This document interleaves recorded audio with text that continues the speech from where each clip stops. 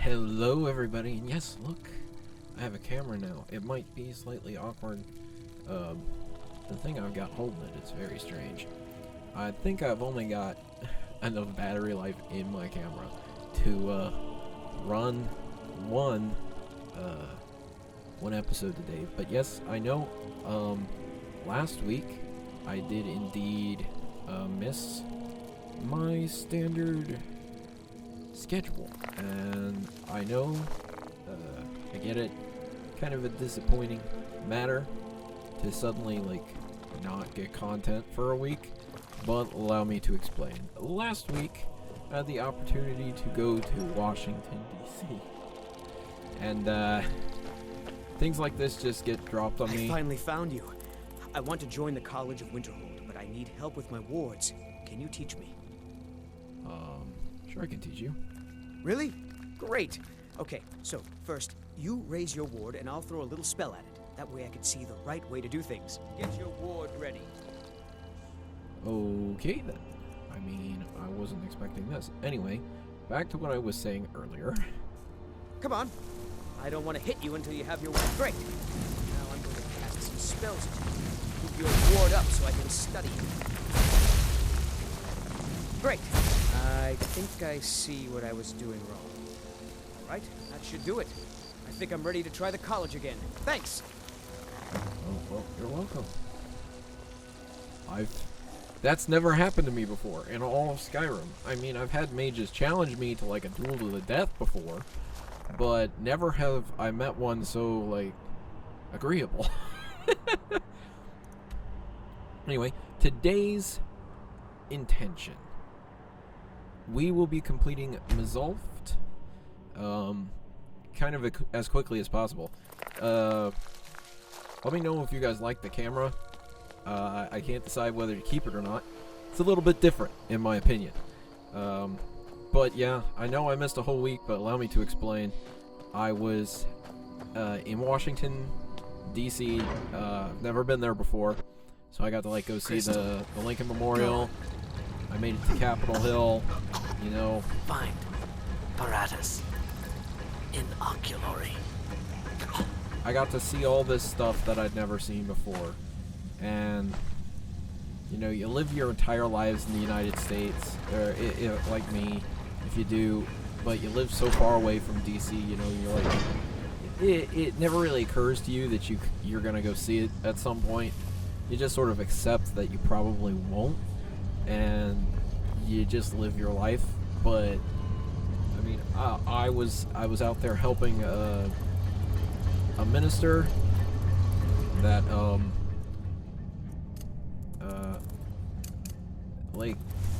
fix up her garage.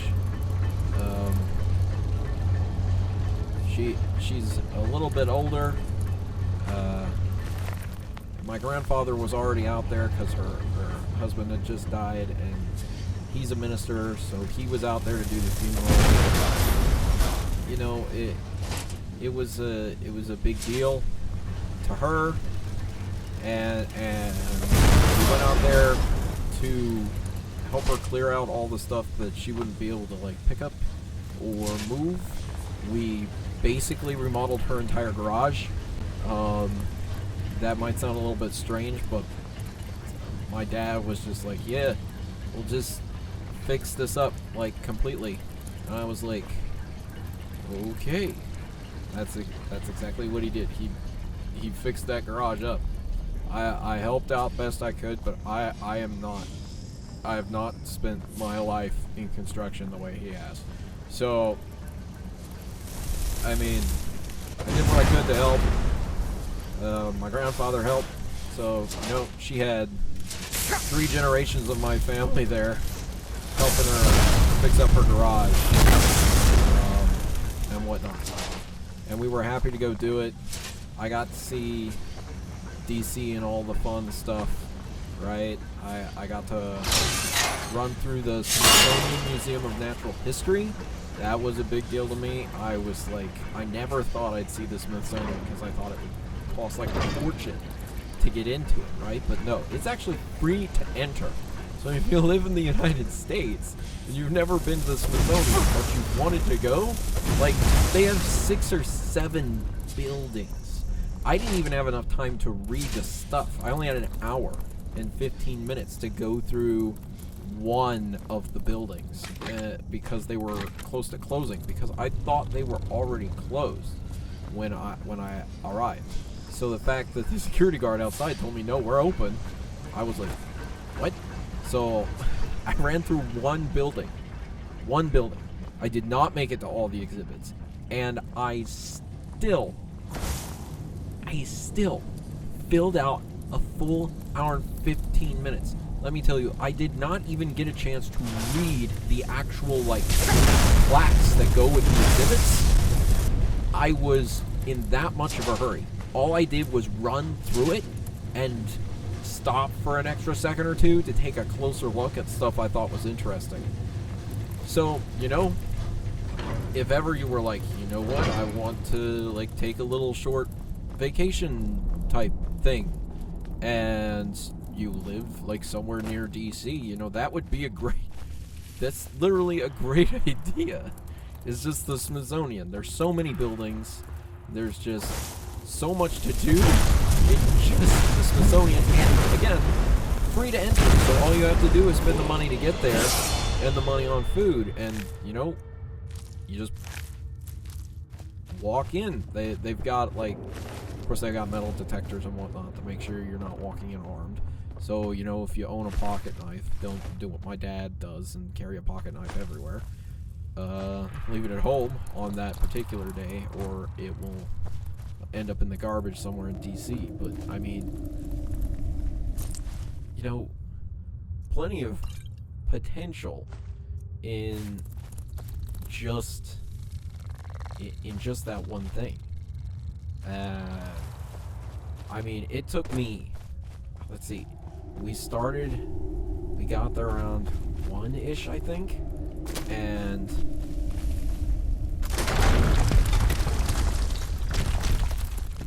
yeah, we made it into town around 12:30 to 1-ish,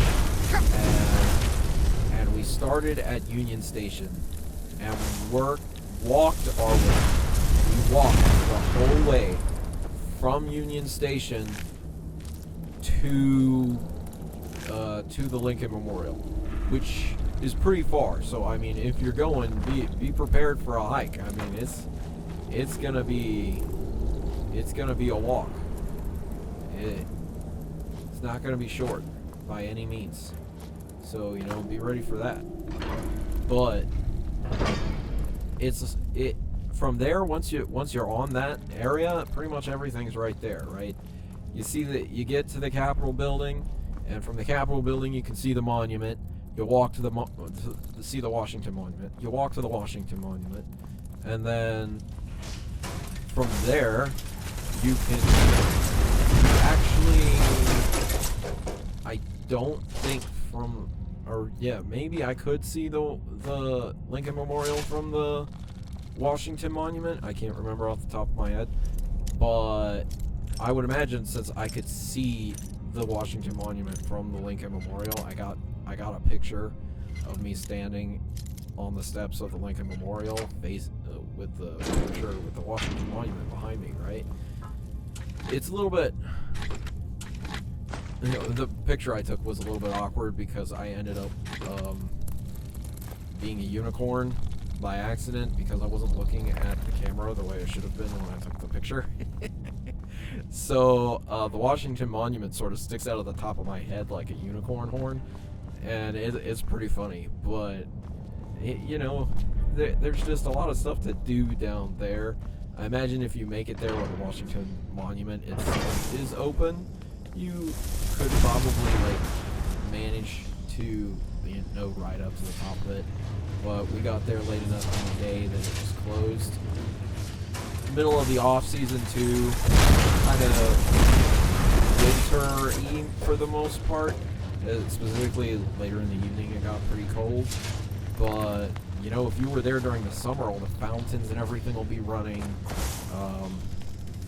That's not what I got to see. I got to see very basic sort of bare bones type stuff because of, you know, where I was at, what I was doing, and what time of year it was, basically. Is this the path forward? Then what's down the staircase? But I had a fun time, and then when I got home, I got caught up with my standard work. When Grandpa's the boss, and yeah, my grandfather's my like supreme boss, and my mother's like my office manager, right? So when Grandpa called and said, I need Lion and his dad to come over here and fix up this lady's garage, I mean, it was a good drive for us, but hey, it was fun. So, I mean, on one hand, I drove a truck with a trailer hitched to the back of it for the first time ever. That was an experience, and in general, I had a pretty good time, right? So, you know, if you're ever looking for something to do, and you happen to be close enough to go do that stuff, I would definitely recommend it. It, like, the pictures and whatnot you see in your textbooks don't come close to doing this, like, that place justice, right? You have no idea just how spectacularly massive some of these things are until you've actually seen them.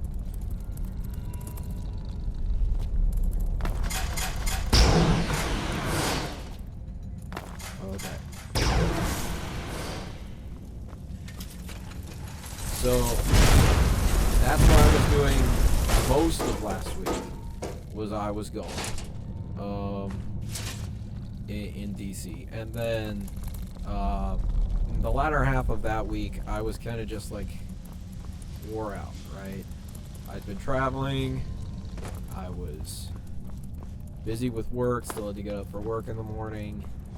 I kind of just wanted to do nothing my way through most of the days, and so that's kind of what I did. I spent some time, learned how to mod my Stardew Valley, and then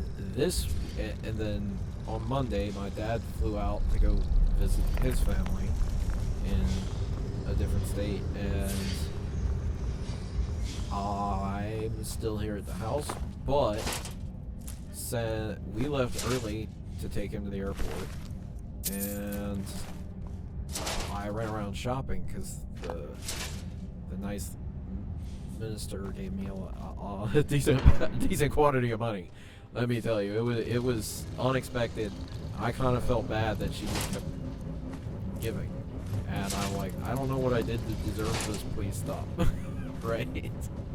And but I mean, she basically paid for me to fix my bedroom up. It had been a mess. I've got this couch. Someone gave me this couch. It was really nice of them. So then for a decent portion of time, I've spent redoing my entire life. Stream cabinet, TV setup, right? I've been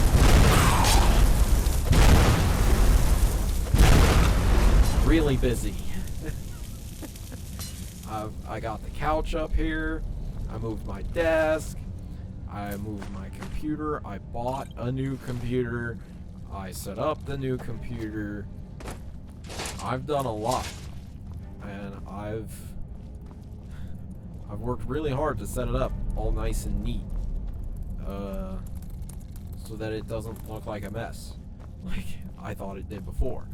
So, you know, I feel good about all the time I spent off of making videos, but I did feel bad for not making videos, which is probably the one thing that was messing with me the most, right?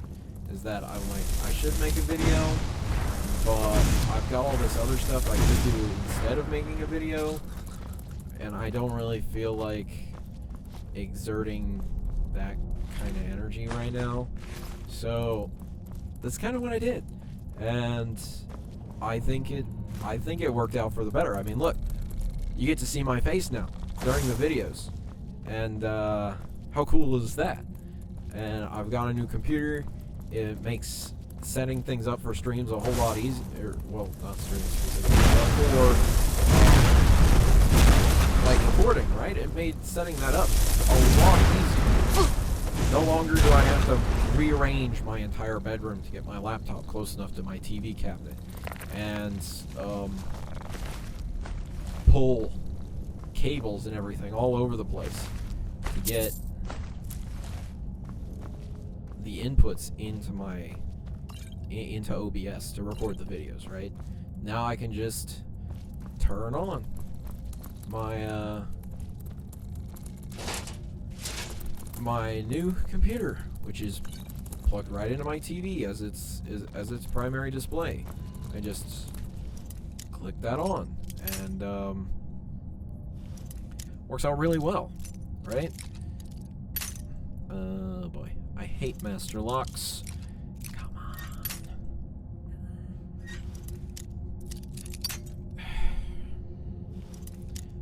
I had it spinning just a second ago.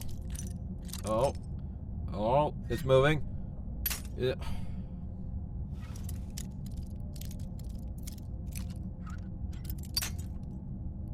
Really? I hate you. Stop it. Master locks, guys. The bane of my existence. No. Okay.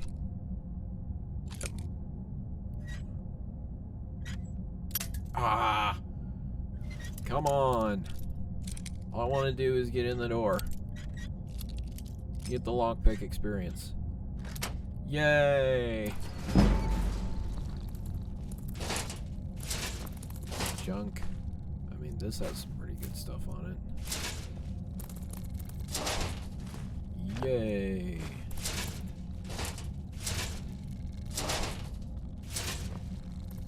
Score. Okay, onward. Continuing down Mzulft.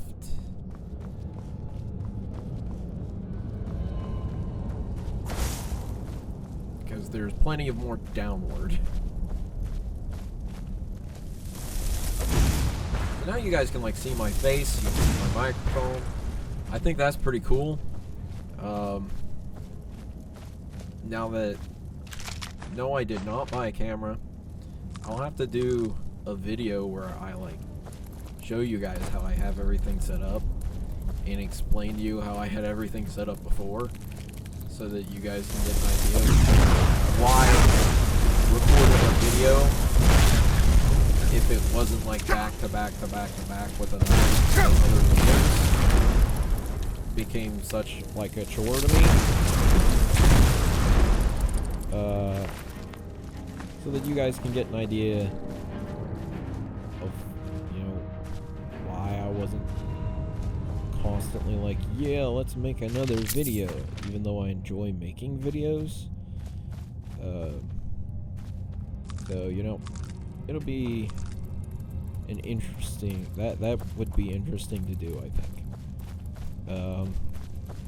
Believe it or not, my cell phone is acting as my webcam.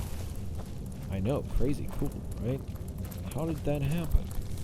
Well, it's this incredible like continuity camera thing that Apple just added. Right, so I do that. Mac has been a pretty much an Apple product pretty much most of my life. I have an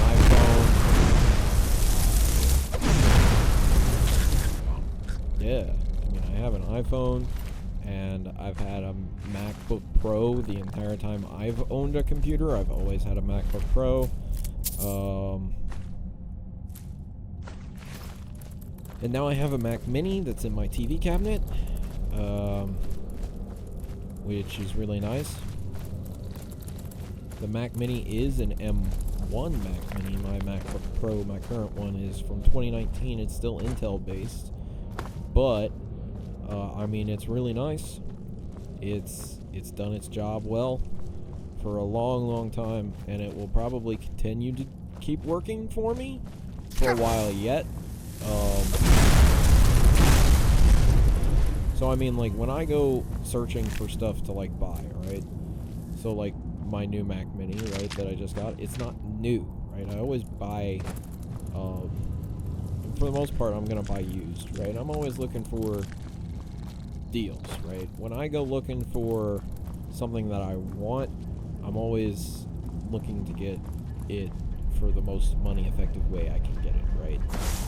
And sometimes that's not gonna work out the way I want it to, like with my PlayStation 5. I wanted it as quickly as I could get it when it came out, and I just couldn't get it. I just couldn't get it because it was out everywhere all the time.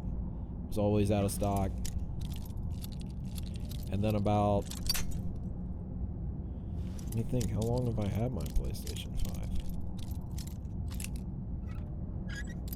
I already had my PlayStation 5 when Skyrim Anniversary Edition came out. So I may have got my PlayStation 5 in... Oh, that was so close. Let's see, when did Skyrim Anniversary Edition come out?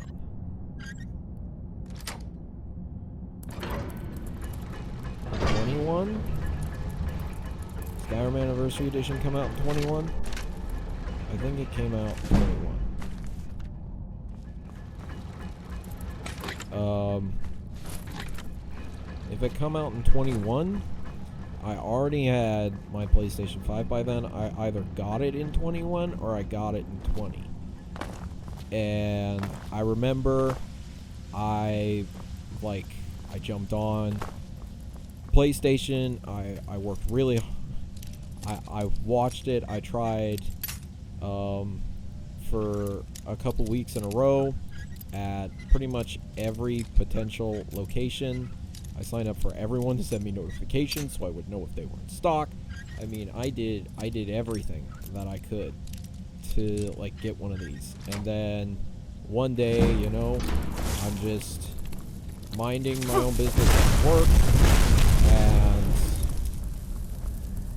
boom, PlayStation has put some up for sale. Sony has right from them online, and you have to be a PlayStation Plus member, or not Plus member, but like, you have to have a PSN account to do that. So you have to already be playing PlayStation, right? So I have a PSN account. I'm like, all right, I mean, I'll go jump in the queue, but from my understanding, this is one of the least likely ways I've got to secure me one of these, right? Because so many people have PSN accounts and they're all watching Sony directly. And so I hop in the queue. I mean, I hop in the queue several times, let me tell you. But lo and behold, it is the first, it's the first queue I hop in on, right? My first attempted queue that gets me in. And I'm like, oh my goodness. I'm like, I probably have like less than 30 to 40 seconds to get this thing ordered and get it placed before they all go out of stock. I have to move. So the entire time, my hand's like this as I try to type, right? And it baffles me that I succeed, right? I actually got it. I was incredibly surprised. I was like, oh my goodness. I was like literally, for those of you who don't know, I am a worship leader. I lead worship at our church. I work at a church, right? So I'm a Christian. I was raised a good Christian boy who had to be taught right from wrong because he was too stubborn to accept it when other people told him. Right? That's what I was when I was a kid. I could be a little irritated, but you know, I am what I am now because of all the hard work my parents put into like setting me straight, and it's worked out, right? So I could just do stuff like this, and some people might feel like, well, your parents must hate Skyrim, right? Like, how could they just be all like, yeah, sure, you know, play Skyrim, play The Witcher 3, play whatever you want. Well, when I was younger, and this might be a hot take, but I think everyone should sort of, I think a good modem for, like, parents to take in deciding what content is appropriate for their children is to more or less go the way my parents did, right? And basically, it would go, kid asks for game, dad looks at rating on game, or dad or mom looks at rating on game, and then determines whether or not that's an acceptable like content for the kid, right? So my mom, I remember when I was younger, I've told you, I think I've said it several times on the channel already, but Fire Emblem is by far one of my personal favorite like game series out there. Like I've owned every Fire Emblem game since the very first one I've bought. I've always bought it new. I've always bought it, right? Every new game that comes out, I've always got it pre-ordered. Fire Emblem, I've always got, right? It's always in my back pocket somewhere, right? But you know, my very first Fire Emblem game that I wanted was recommended to me by a store guy who was at Walmart, actually. I was 12, I think, and he said, you know, if you're looking for more games like this one, at the time I was really into, it was a DS Nintendo exclusive called Fossil Fighters. It's basically Pokemon, but for dinosaurs, right? So this was my parents' answer to, like, right? You can't do Pokemon, you can't do dinosaurs, was more or less the way they took it. And I was completely okay with that, because let me tell you, I've played Pokemon now. By far, Fossil Fighters is a lot better. And if I had to choose which one to play, and I only had a choice between, like, the very first Fire Emblem game, or not Fire Emblem, very first Fossil Fighters game, and the newest Pokemon, I choose Fossil Fighters. Simply because I think it is that much better of a game. The story is better. The gameplay is better. I love the dinosaurs. I don't have to keep track of like 30 different like unit types. Like 300. I don't know how many are in Pokemon, but I only have to keep track of 5 in Fossil Fighters. Very simple effectiveness wheel thing that goes on in Fossil Fighters. But the very first Fire Emblem game recommended to me was recommended to me by a guy at Walmart who was recommending it to me on the fact that it was an RPG, and what I was playing previously, which was, you know, it was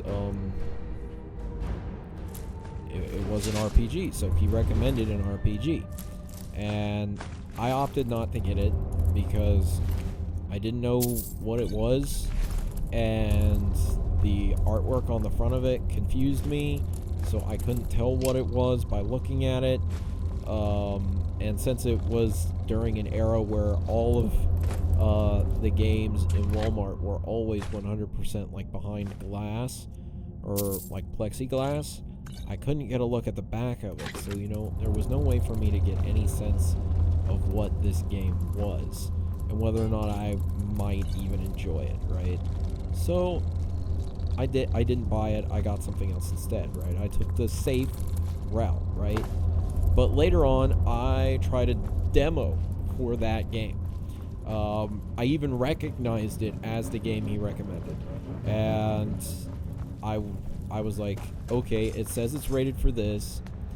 And it didn't occur to me at the time. Well, I'll just keep telling the story. But, so, I tried the demo. I showed the game to my mother. At that point, I might have been 13, nearly 14. And she said no because of the language rating on the packaging. And I was like, okay. But later on,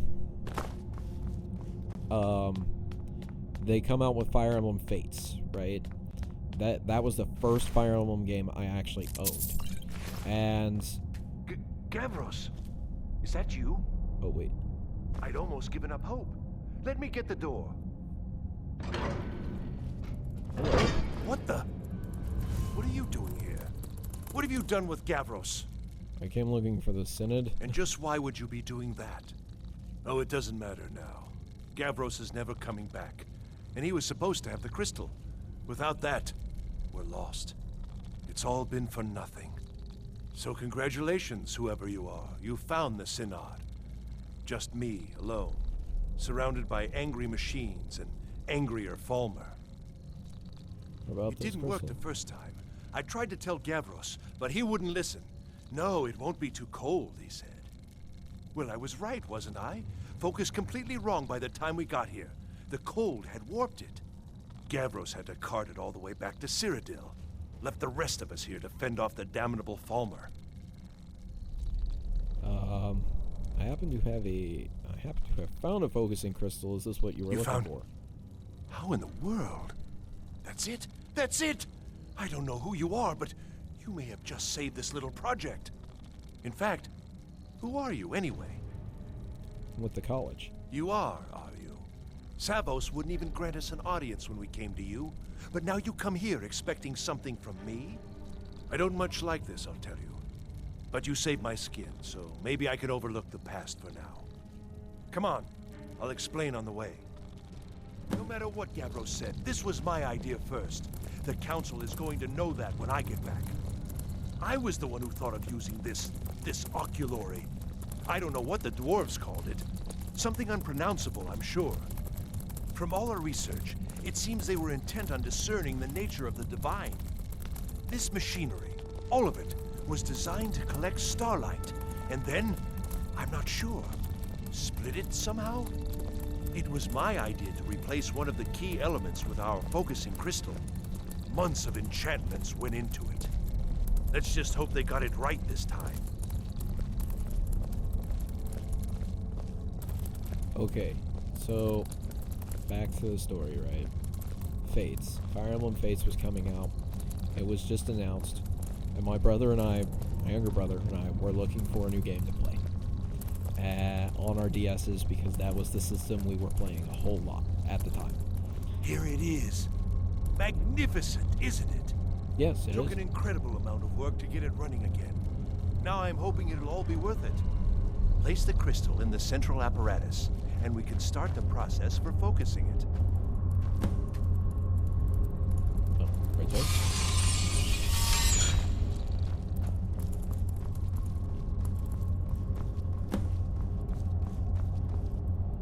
Okay.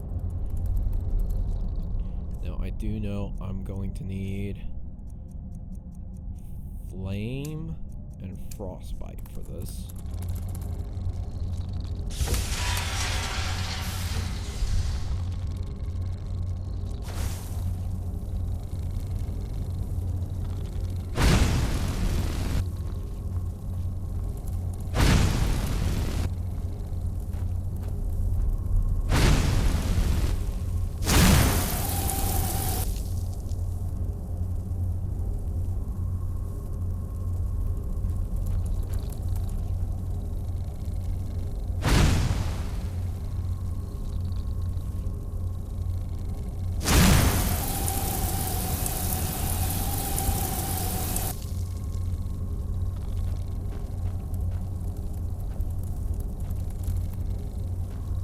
go.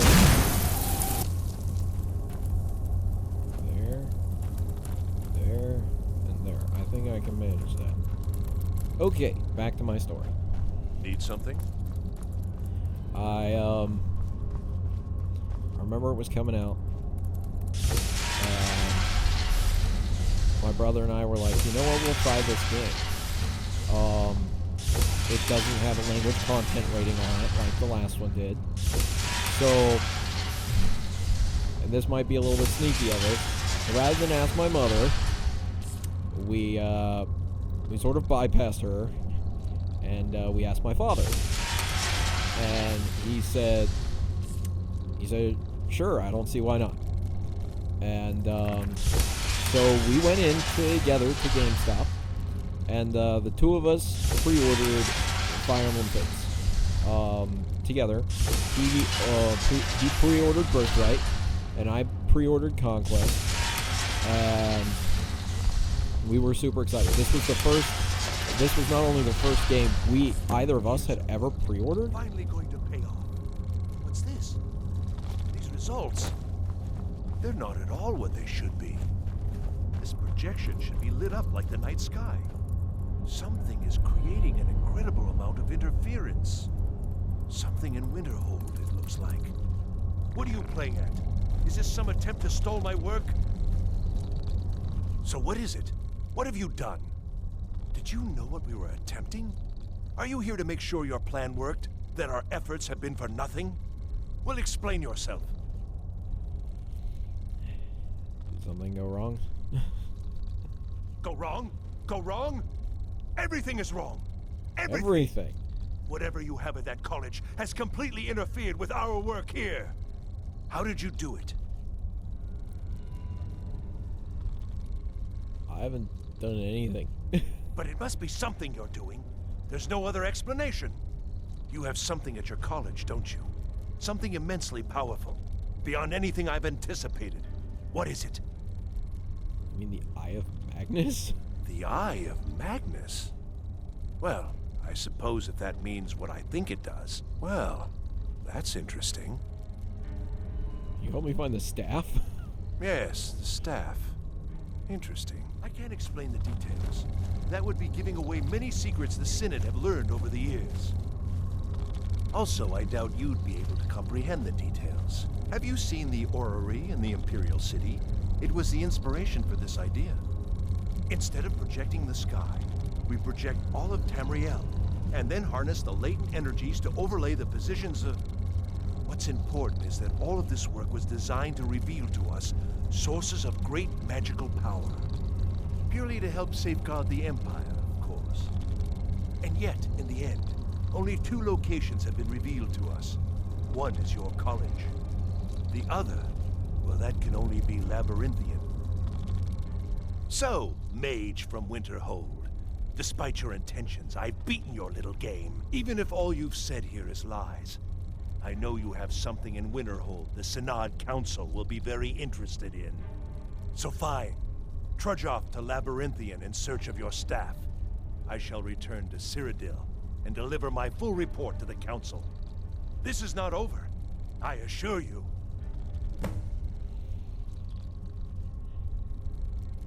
So the staff Well, in Labyrinth? yes. Probably. I mean, yes. Certainly it is. But that doesn't matter now, because I know you're hoarding something even more important at your college. The Council will be informed of this. They will find out what you're up to. Okay then. I Bye. think we're done here. And so we waited for it to come out, and it come out, and let me tell you, we loved that game. We played it to death, right? We'd sit next to each other and play it, and I'd just look over his shoulder to see what was going on in Birthright, and he'd look over mine to see what was going on in Conquest, and what's going on? You have done well thus far, but trying times are ahead. It is imperative that you return to your college at once. You will be called on to take swift action, rise to the challenge, and discover what you are capable of. Okay. You are on the right path, and you will prevail. That's good. That's good. Anyway, back to what I was saying. Right, so we played that game to death. We loved Fates, and I mean to this day, we still love Fates. We just don't play it as much anymore, right? Our DSs have sort of lost their luster over the years. I still have my original Nintendo 3DS. It's up here. It's a year one original release Nintendo 3DS. I still have it. It's a little beat up, but that like, oh goodness, there's a oh, I can't do that. I'll blow someone up. But yeah, so we loved that game. And so about a year after that, you know, Hyrule Warriors came out on the Wii U. And I had a Wii U. All I had to do was, you know, convince my mother that the suggestive themes wasn't a bad content rating, right? So for the first time, it occurred to me to maybe try and find out why it got that moniker on its content rating from the ESRB, right?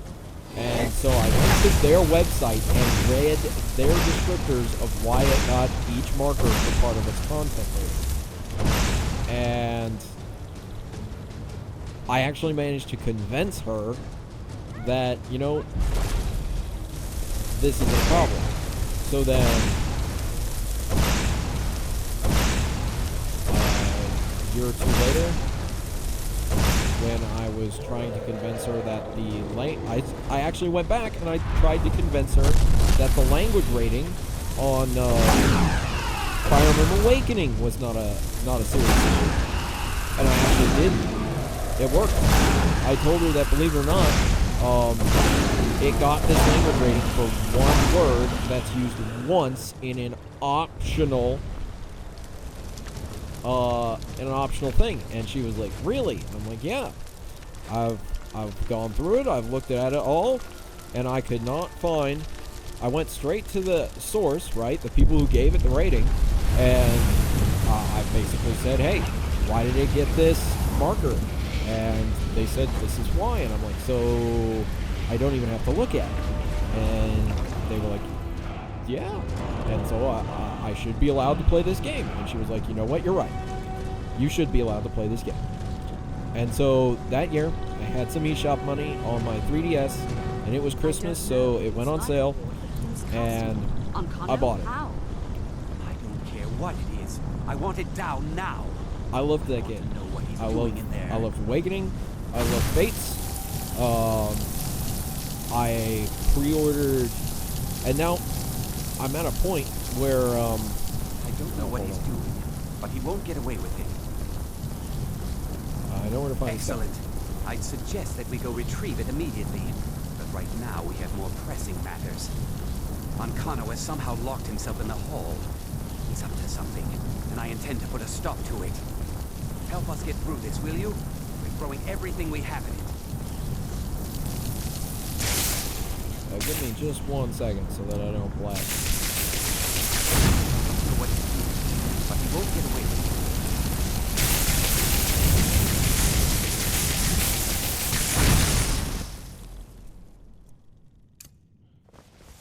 Run.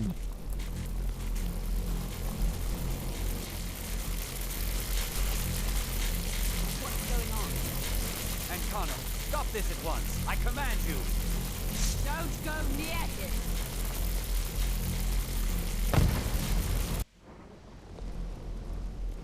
Are you all right? Can you walk? I need you on your feet. We're in trouble here. I think I'm okay. Ankano is doing something with that thing, the eye. We can't stop him. I haven't seen Savo since the explosion. He must have been blown clear, and he may be injured. I need you to find the Archmage, and I need you to do it quickly. Get moving. Yeah. I'll be fine. I just need a minute to catch my breath. Find Savos. Anyway, so yeah, I mean, I managed to convince her, and from that day on, it was just, you know, if it's a Fire Emblem game, it's perfectly fine. You can play it. Just like Fossil Fighters, you know, if it's a Fossil Fighters game, it's perfectly By fine. the nine, is he responsible for this? The Archmage dead? There's more. Something's happened to Winterhold. It must be whatever Ancano did. You need to get out there and make sure it's safe. Quickly now, quickly. I'll find Mirabelle and see if we can't put a stop to this. And, Is he dead? maybe? Where? Is he out here? Find whoever did this. He's way over here. I'm so sorry, Samus. Well, I'd say that'd be the end of this episode, but, I would feel kind of bad for, you know, not finishing my story, I think.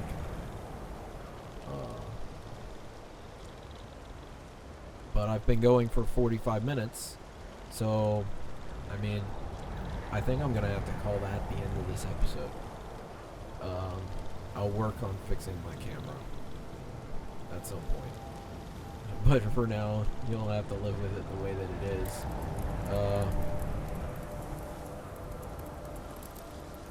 Let me save. Wait, we're just gonna quick save. That's right, that's pretty much how I do things. Alright, so that's the end of this episode. And,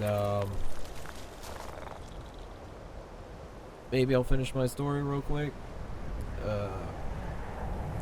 Maybe I'll just sort of give a more rundown version of how my parents did, what's appropriate content, video game wise for the next episode. You know? Alright, that's the end of this episode. I hope you guys enjoyed it. I enjoyed recording it, even though most of the time I can't even see myself on the screen, so I have no idea what I even look like. So eventually, you know, I'm gonna have to like watch a small clip of the video, right, to come up with a title for it, and it'll be interesting to see what I look like recording the video. But I will see you in the next episode. Goodbye.